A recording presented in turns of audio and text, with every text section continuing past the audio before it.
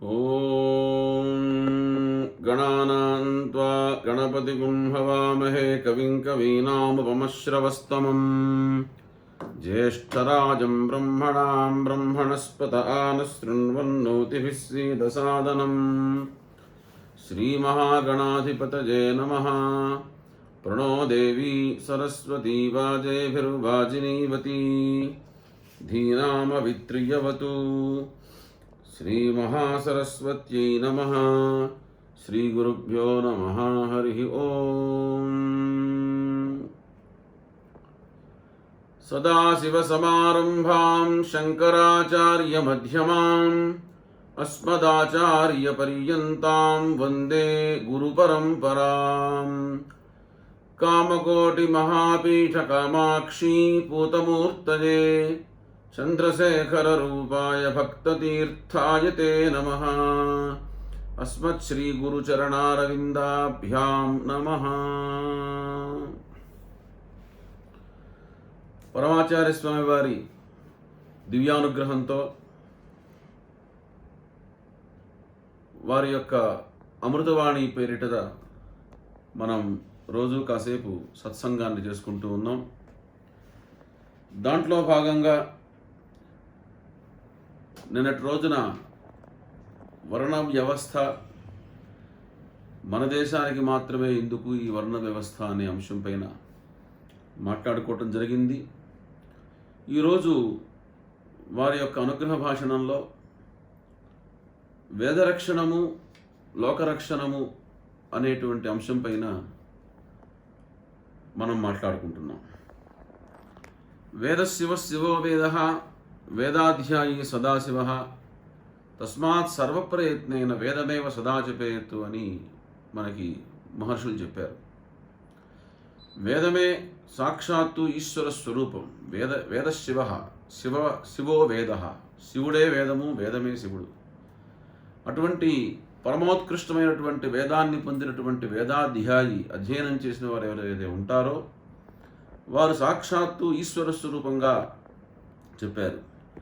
అంచేత తస్మాత్ సర్వప్రయత్నైన వేదమేవ సదా జపేతు. ఎన్ని కష్టాలైనా ఓర్చుకొని, ఎన్ని సమస్యలు ఉన్నప్పటికీ కూడాను బ్రాహ్మణులు తప్పనిసరిగా వేదాధ్యయనం చేసి తీరవలే.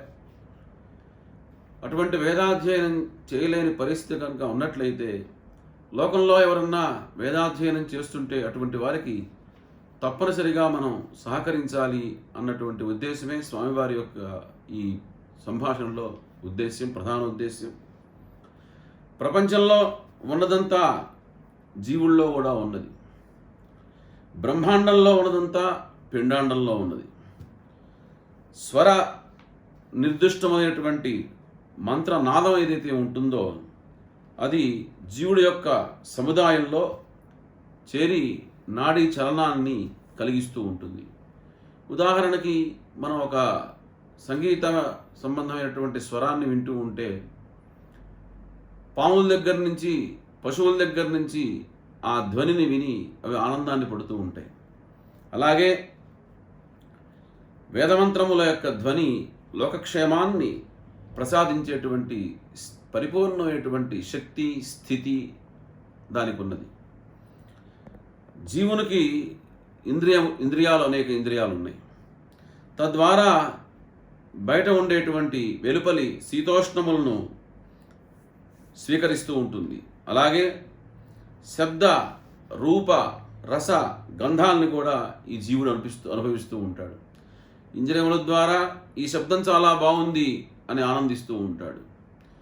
అదే రసనేంద్రియము ద్వారా ఈ రుచి చాలా బాగుంది అంటాడు. నయనేంద్రియముల ద్వారా కళ్ళతో చూచి ఇది చాలా బాగుంది అంటూ ఉంటాడు. అలా లోకంలో ఇంద్రియముల ద్వారా బాహ్యమైనటువంటి అనేక విషయాల్ని స్వీకరించి తద్వారా మనిషి ఆనందాన్ని పొందుతూ ఉంటాడు.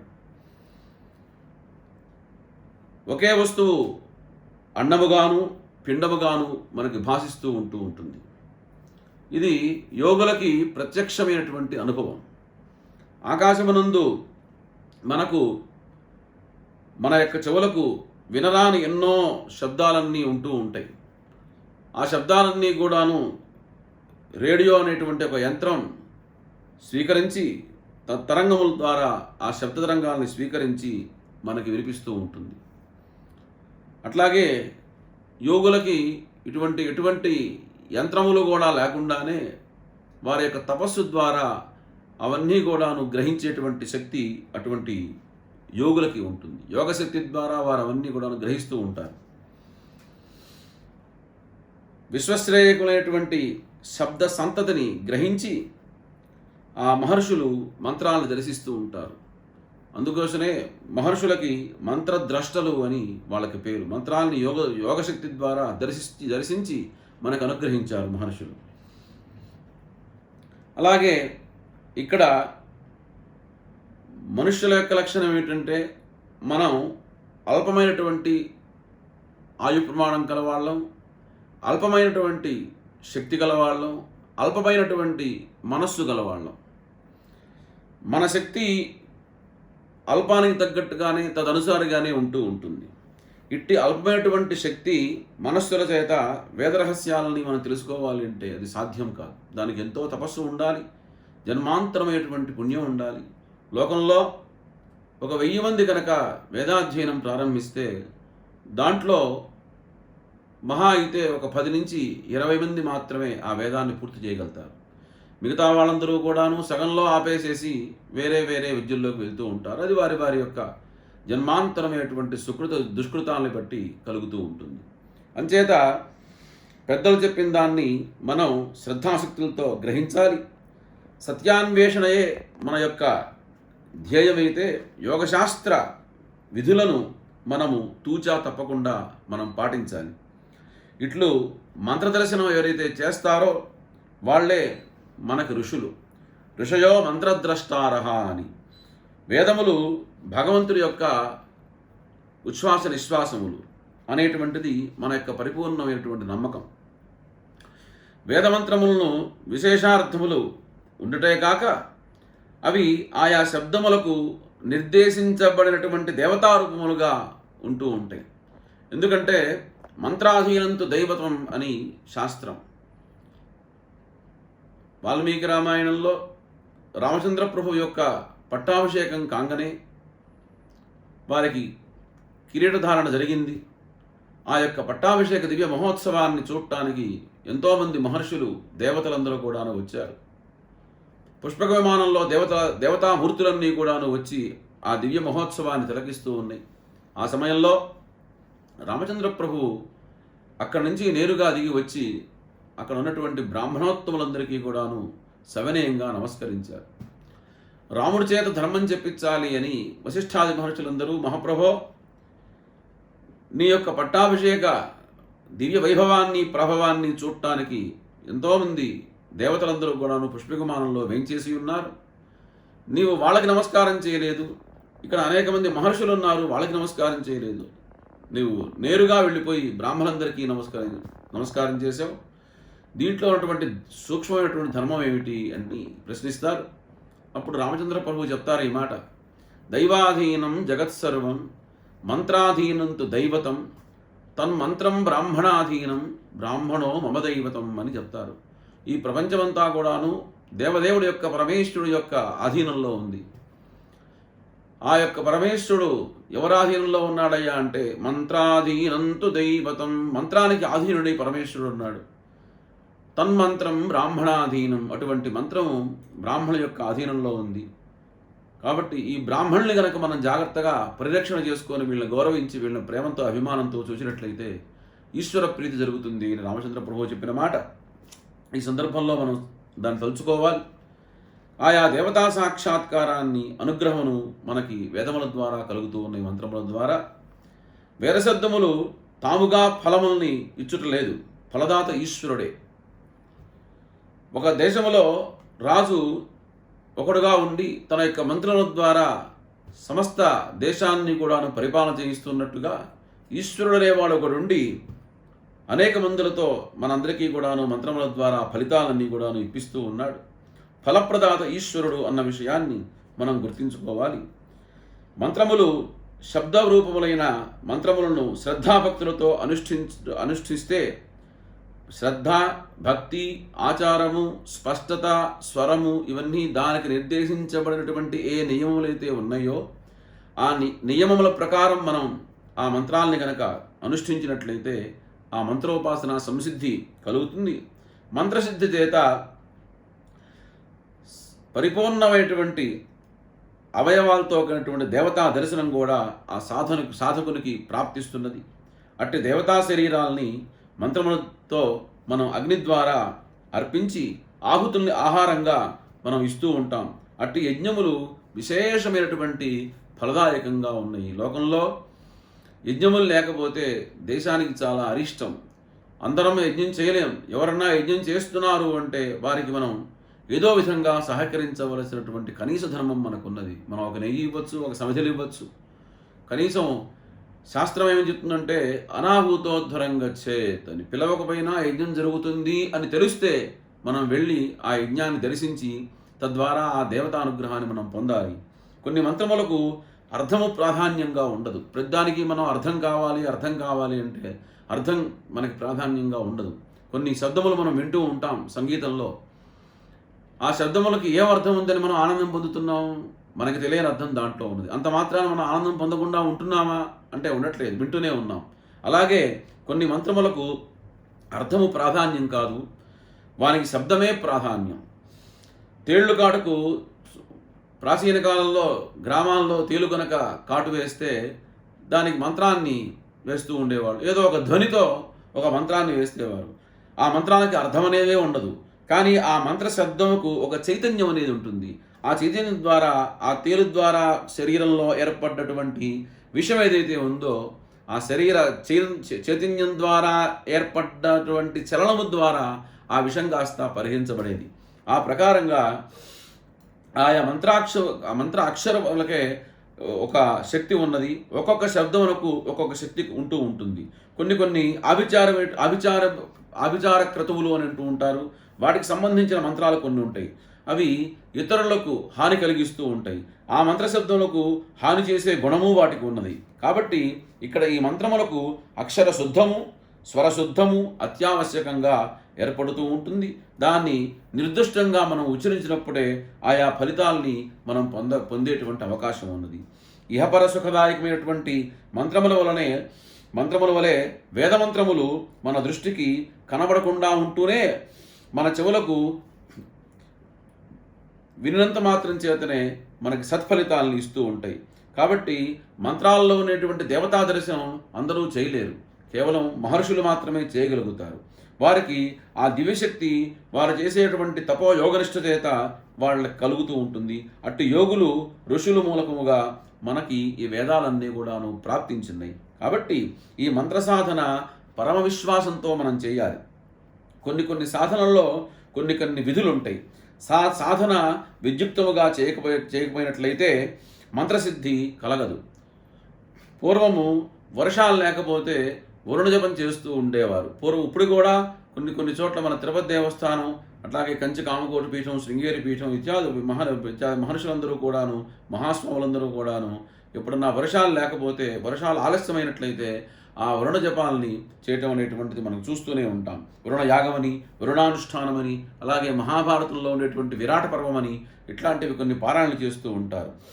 దీని ద్వారా మనకి వర్షాలు కురుస్తూ ఉండటం కూడా మనం చూస్తూ ఉన్నాం. దీనిని మన అనుభవంలో ప్రత్యేకంగా మనందరికీ తెలుసు. ఒకప్పుడు వరుణ జపం చేస్తే కూడా వర్షాలు అభావమైపోయినాయి. ఎందువల్ల వర్షాలు రాలేదు అని పెద్దలందరూ విచారించారు. చూడగా అప్పుడు ఆ వరుణ జపం చేసేటువంటి జపం చేసే వాళ్ళని జాపకులు అంటారు. వాళ్ళు ఆ జపం చేసేటప్పుడు కొన్ని నియమాలు ఉన్నాయి. అలవణం అంటే ఉప్పు లేనటువంటి పదార్థం తినాలి.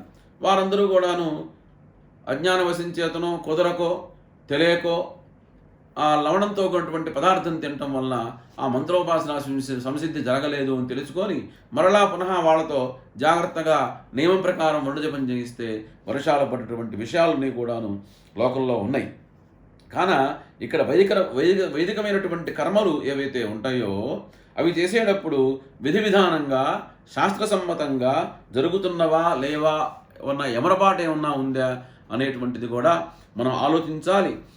ఎంత దీక్షగా, ఎంత శ్రద్ధతో, ఎంత శక్తిగా మనం చేస్తే అంత తొందరగా అది సిద్ధిస్తుంది.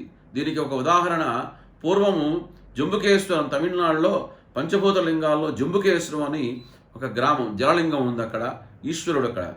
అక్కడ ఆ స్థలంలో ఒక వృక్షం ఉండేది, అది శిథిలమైపోయింది. దానిని పునః ఉజ్జీవింపచేయాలి అని కొంతమంది కూర్చొని రుద్రజపము, రుద్రాభిషేకాలు చేశారు. దానితో ఆ చెట్టు తిరిగి మరలా స్వాస్థ్యాన్ని పొందింది. ఇవాళకి ఆ చెట్టు అక్కడ ఉన్నది. అటువంటి మంత్రమహిమ అంటే అంత గొప్పది. అంత మంత్రశక్తి సుసంపన్నం కావాలి అంటే మంత్రస్వరం సరిగా ఉండాలి. మంత్రాలు పఠించడంలో మంచి స్వరము, అలాగే స్వరితము, అలాగే అనుదాత్తము, ఉదాత్తము ఏవైతే ఉన్నాయో అవి సక్రమంగా, నిర్దిష్టంగా, స్పష్టంగా మనం పలకగలగాలి. తద్వారానే మనకి పరిపూర్ణమైనటువంటి సిద్ధి కలుగుతుంది. వేదరక్షణ కోసమై నిర్దేశింపబడినటువంటి బ్రాహ్మణులు ఎటువంటి పటాటోపము లేకుండా బ్రాహ్మణ్యమును పాటిస్తున్నంత వరకు ఇతరులు వీరి వలన సమూహమునకు ప్రయోజనం ఉన్నదని భావిస్తూ వచ్చారు. వాళ్ళతో ప్రేమగా ఉంటూ, విశ్వాసంతో ఉంటూ, మర్యాదతో ఉంటూ, అభిమానంతో ఉంటూ, గౌరవంతో ఉంటూ బ్రాహ్మణుల్ని చక్కగా ఆ గ్రామాల్లో చూస్తూ వచ్చారు. వ్యాధి దుర్భిక్షము లేక దేశం ఆ రోజుల్లో చాలా క్షేమంగా ఉంటూ ఉండేది. దానికి కారణం వేదశబ్దము, యజ్ఞయాగాది కర్మలు అవి ఇతరులు నమ్మి చక్కగా పరిపూర్ణంగా వాటిని అనుసరిస్తూ, ఆచరింపజేయిస్తూ, ఆచరించే వాళ్ళని సహకరిస్తూ ఉంటూ ఉండేవారు. బ్రాహ్మణుల వలన ఈ విధంగా సమూహ ప్రయోజనం, సమాజ ప్రయోజనం కూడా జరుగుతూ ఉండేది. అంతేగాక వారి యొక్క నిర్దిష్టమైనటువంటి ఆచార వ్యవహారములు, అలాగే నిరాడంబరత, శీల నైర్మల్యము, శాంతము, త్యాగము, ఇన్ని సద్గుణాలు వాళ్ళకుంటూ వాళ్ళు మార్గదర్శకంగా ఉంటూ ఉండేవాళ్ళు. బ్రాహ్మణులు అపరిగ్రహం, కర్మానుష్ఠానము, సకల జీవరాశుల యందు మైత్రి, అనవరతమైనటువంటి భగవత్ స్మరణ. పూర్వీకులు కొంతమంది ఎప్పుడూ మడుతూ ఉంటూ ఉండేవాళ్ళు. ఇతరుల యొక్క ఆత్మగుణ లాభానికి ఎంతో అవి తోడ్పడుతూ ఉండేటువంటివి. అటువంటి స్థితిలో వేదరక్షణ ఒక జాతికి విధించినటువంటి ఆయుఃపర్యంతమైనటువంటి ధర్మం. వానికి కఠినమైనటువంటి నియమం పాలన అవసరం చాలా. అలాగే ఆత్మాభివృద్ధికి వేదం ఎంతో తోడ్పడుతుంది అని చెప్తూ ఉంటారు మహర్షులు. అందుచేత ఏ జాతికి వేదరక్షణ విధించున్నదో వారు వేదాధ్యయనం చేస్తూ వైదిక కర్మ నిష్ఠులుగా ఉండవలసిన అత్యవసరాన్ని సూచిస్తూ ఉన్నారు. దీని వలన మనకి సకల జన క్షేమము సిద్ధిస్తుంది. పరస్పర సహాయకంగా ఉంటూ ఆయా వర్ణముల వారు శాస్త్రములు నిర్దేశించినటువంటి కర్మలను చేస్తూ వచ్చారంటే స్వకీయ ప్రయోజనం కాకుండా స్వకీయ ప్రయోజనమా లేదా పరప్రయోజనమా అని ఆలోచిస్తే వేదమంత్రాల్లో ఉన్నటువంటి విషయాలు ఏంటంటే విశ్వం పుష్టం గ్రామే అస్మిన్నాతురం. మనం అజ్ఞానవశం చేత మనం బాగుండాలని పూజలు చేసుకున్న వేదమంత్రముల యొక్క అర్థం ఏమిటంటే ఈ ప్రపంచంలో ఉండేటువంటి సమస్త జీవరాశులు సుఖంగా ఉండాలి అనేటువంటి విషయాన్నే వేదార్థములు బోధిస్తున్నాయి. కాబట్టి పూర్వం రోజుల్లో ఆ ప్రకారంగా గ్రామాల్లో బ్రాహ్మణులందరూ కూడాను వేదములు అభ్యసిస్తూ, వేదపారాయణలు చేస్తూ, వేదం బోధించినటువంటి కర్మాచరణ చేస్తూ తద్వారా లోకానికి హితాన్ని కలగజేశారు. సర్వజనులు వారికి సహకరించేవారు. జనులకు కూడా క్షేమం జరుగుతుండేటిది. కాబట్టి అటువంటి స్థితి మనకి భారతదేశంలో చాలా అత్యవసరమై ఉంది. వేదాల్ని మనం రక్షించుకోవాలి. అటువంటి వేదమాత యొక్క ఆశీస్సులతో లోకమంతా కూడాను సుభిక్షంగా సుఖంగా ఉండుగాక అని ప్రార్థిస్తూ సర్వం శ్రీ గురుపరదేవతార్పణమస్తు.